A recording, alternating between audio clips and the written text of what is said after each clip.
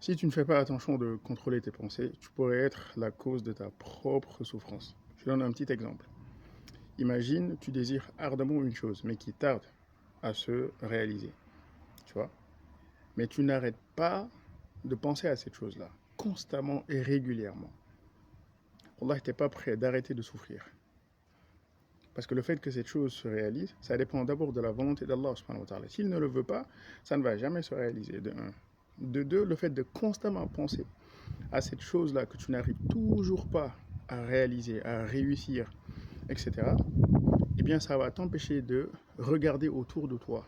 Ça se peut, tu as réussi plein de choses jusqu'ici, mais parce que tu es obstiné, au fait, à voir cette chose se réaliser, que tu ne veux rien comprendre d'autre, tu vas arrêter de souffrir, au fait. Tu ne verras pas les belles choses que tu as réussi à réaliser, au fait. De très belles choses. Donc, réfléchis un peu et rappelle-toi un peu. Tu as fait un petit bond en arrière et vois ce que tu as réussi. Ça se peut, tu en as réussi plein de choses, au fait. Très, très positives.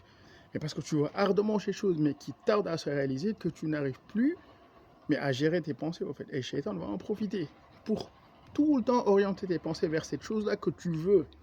Je veux cette chose. Et ça peut être tout et n'importe quoi. Que chacun adapte sa situation par rapport à ce que je dis. Voilà, il suffit juste.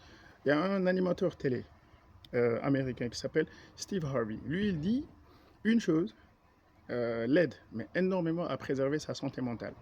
Dès qu'il se réveille le matin, au lieu de penser aux choses qu'il n'a pas encore réussi, aux choses qu'il désire mais qu'il n'arrive toujours pas à obtenir, et tout, etc., il dit il fait le bilan de tout ce qu'il détient, de tout ce qu'il possède comme bienfait. Et que Allah subhanahu wa ta'ala a privé à plein d'autres gens. Il dit ça lui donne la pêche. Ça lui donne la pêche. Mashallah, il jouit de plein de bonnes choses. Il a un toit, il a des enfants certainement qui sont en bonne santé, qui ne sont pas malades, pendant que d'autres parents se préoccupent de l'état de santé de leurs enfants. Le matin, ils pensent à rien d'autre à part faire leurs affaires, aller à l'hôpital, voir leurs enfants et tout, etc. Stress constant, régulier, perpétuel, etc. Donc toi, tu es épargné de tout ça. Tu as à manger, tu as à boire, tu as une voiture, tu as plein de choses. Ouvre les yeux. Arrête de les focaliser sur cette chose-là que tu désires, que tu n'arrives pas à obtenir. Non. Organise-toi.